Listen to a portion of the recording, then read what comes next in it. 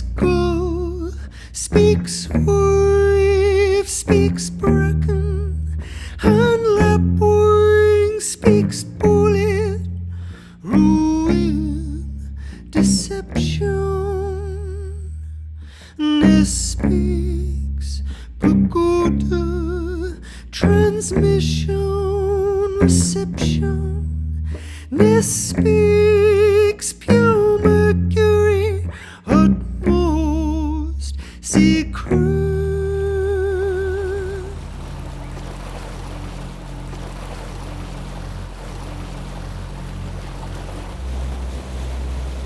Ness essentially is a place, Orford Ness, a place where the Ministry of Defence developed their weapons capacity from the beginning of the First World War right up until 1993.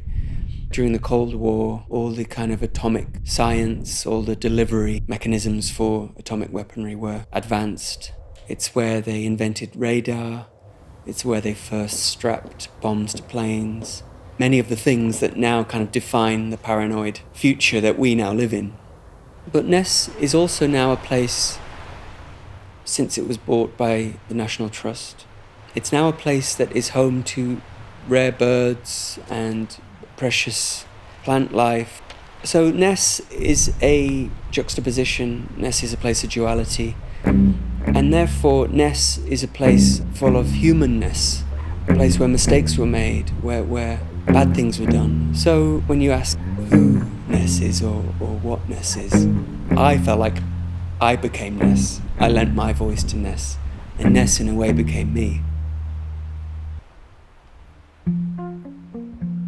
Listen to the merman who would not talk, who would not talk.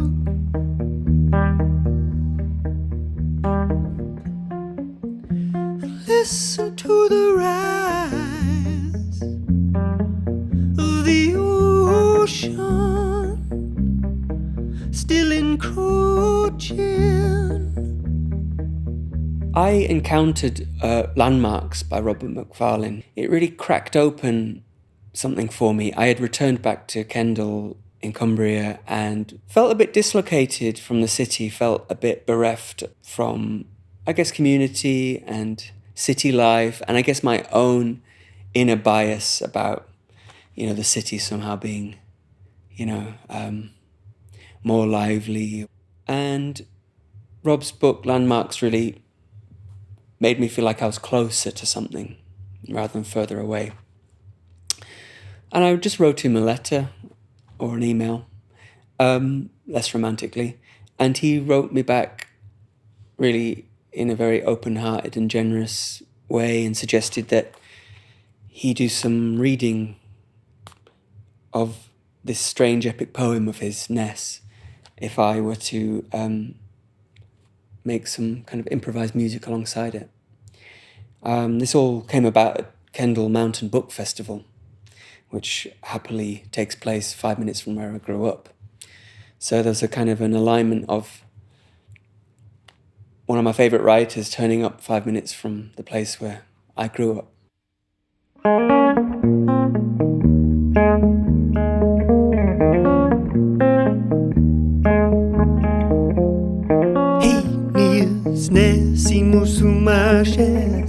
This much matches no one's gate. He pours himself forwards, skipping, looping, flow, learn from order. Willow weaves in him, weaves him in. What happened that night at the festival was a real eureka, something I've not really encountered before, where I went into it not really knowing what to expect, and I came out of it knowing everything that I wanted from the next piece of work. It was a kind of epiphany, and we had an amazing orchestral arranger and clarinet player, Jack McNeil, in the room that night.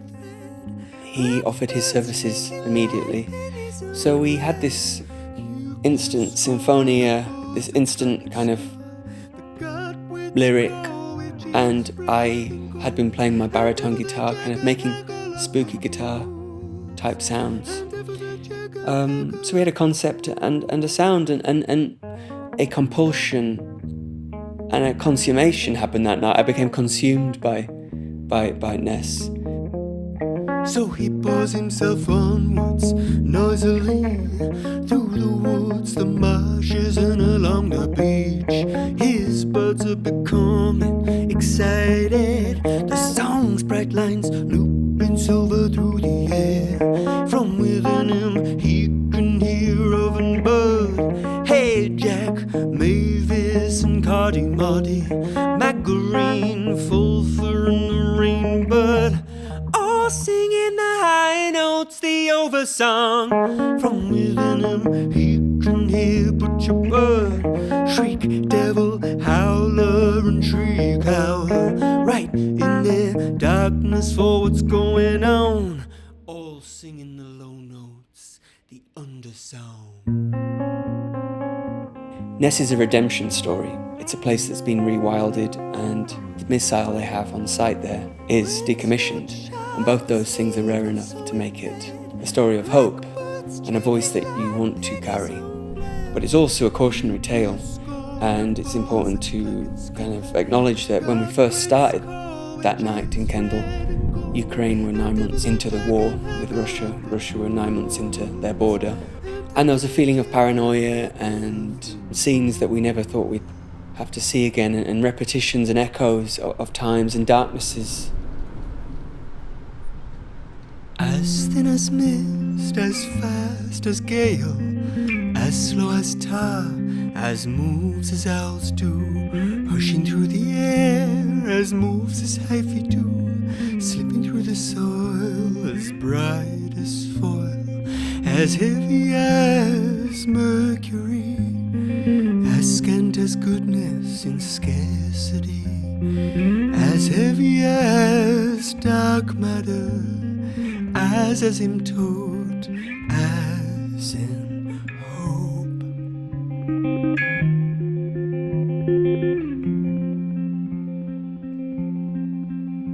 It was all sea warms in a long and broken line, as we are sinking in blue and brine, as is a gas so the bladder wort can float, as is the song and the dust in my throat, as warm as engines the warping horizon, cold as the seat on Beckett's latrine, as is a boat traversing the line between horror happened and hag stones you find.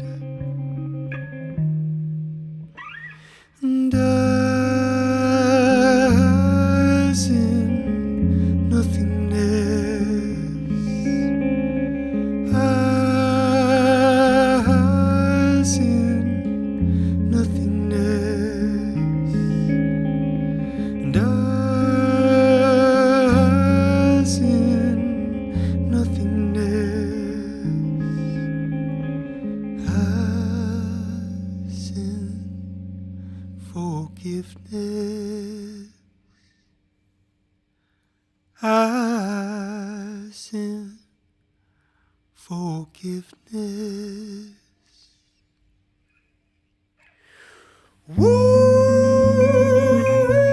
Voice of Ness got louder and louder, and the louder it got, the more I felt compelled to just be in service to Ness's voice.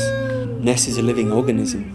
There's a beautiful thing that happens that when you lend yourself to another living thing, it imparts its life force into you. So there's a huge amount of kind of energy and goodwill that Ness gave me and us collectively.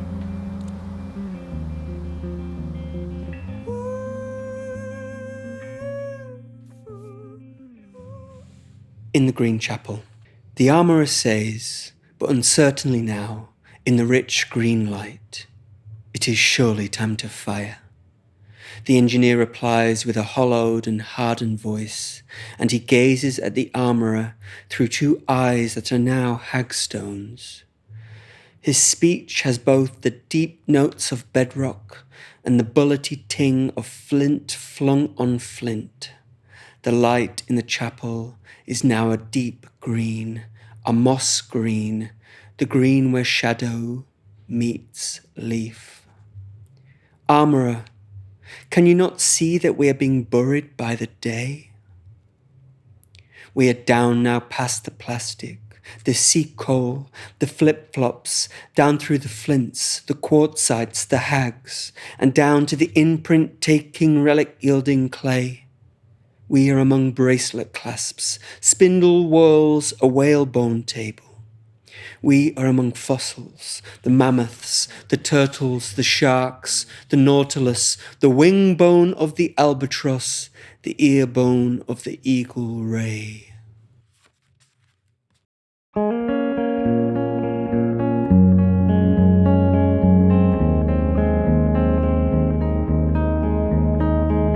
Ten tall thin crosses on the west wall. It's a building of worship, it's unmistakable. So too the nature of its God. Its architecture is a marriage of function and form. Elder and It's interesting because I think, a lot of my work has always kind of talked about or been interested in the absurdity of masculinity and the absurdity of myself in that regard. And when you see the missileness, it's like a phallic symbol. It's a fertility totem. It's this ridiculous kind of masculine object. And I got really kind of compelled by what happens when that kind of hypermachismo takes over and this I'll build one bigger than yours type mentality kicks in. And I speak only in equations, as they have no correlations in the sphere of politics. Yet they alter the world they inhabit. Physicists have long flattered themselves thus. I see you continue the tradition. We are ready to bring in the bomb to complete its trajectory. WE177A, for this is the missile's name.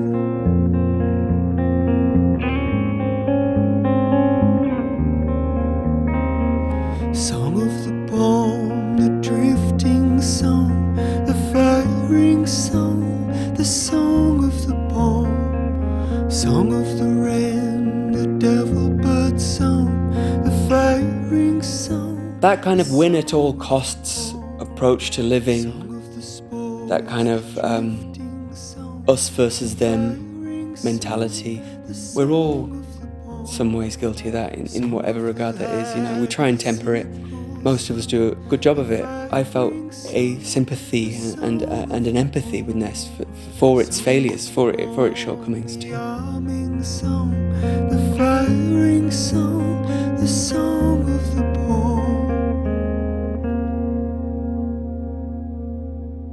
The weapon they keep at Ness is 15 times more powerful than the one that dropped on Nagasaki. And you see that it's smaller than this grand piano in the room. You realise that there has been some corruption of nature, that we have perhaps opened up a knowledge that we don't have the capacity to deal with.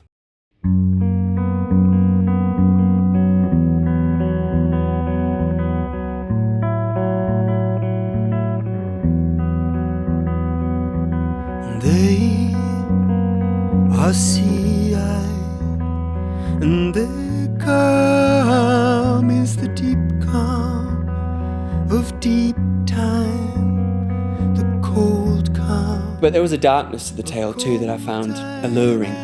If you think about what happened at Ness and how disastrous technologies were developed and perfected, it's very akin to what happens in anyone's life, in my life, where you commit to disastrous approaches. Time to them is not deep at all. For time is only ever overlapping.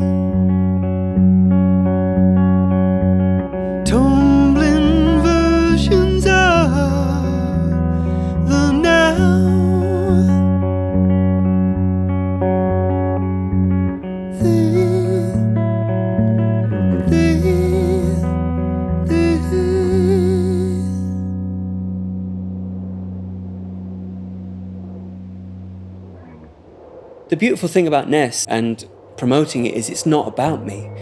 And I've been so enlightened by that. We live in an age where 99% of the songs we listen to are first person singular. This is my experience, this is my pain, this is my story. And Ness was a kind of a beautiful way of cracking out of that really quickly. And she is wired into the world there. The hagstones that punctuate the book and are on the cover, these beautiful hagstone etchings by Stanley Donwood, I came to see them almost as like the fossilized rings of Ness's throat, as if there was some strange cartilage, and I was simply lending my voice to this being, this creature. And that's where this kind of Frankenstein type creature began emerging, that I don't know if I had made the monster or it had made me.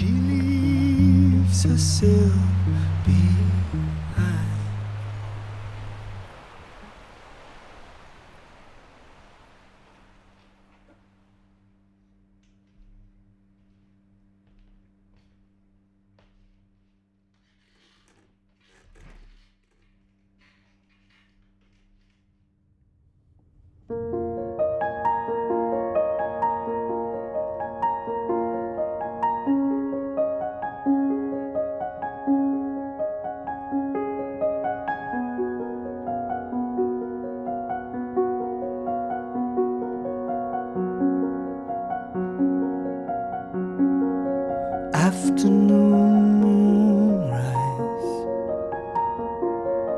long light, low sun, shingle hush, slow dusk, ruination. The foreshore is moving as if it were alive. Ebb tide, great shingle, finer than fine.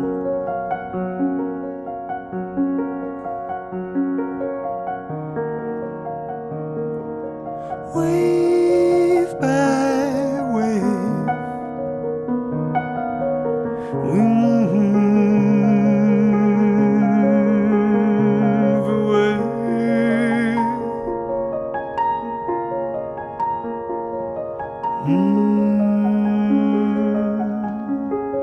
The king's in his cradle, the bomb's in its bay. The foreshore is moving because it is alive.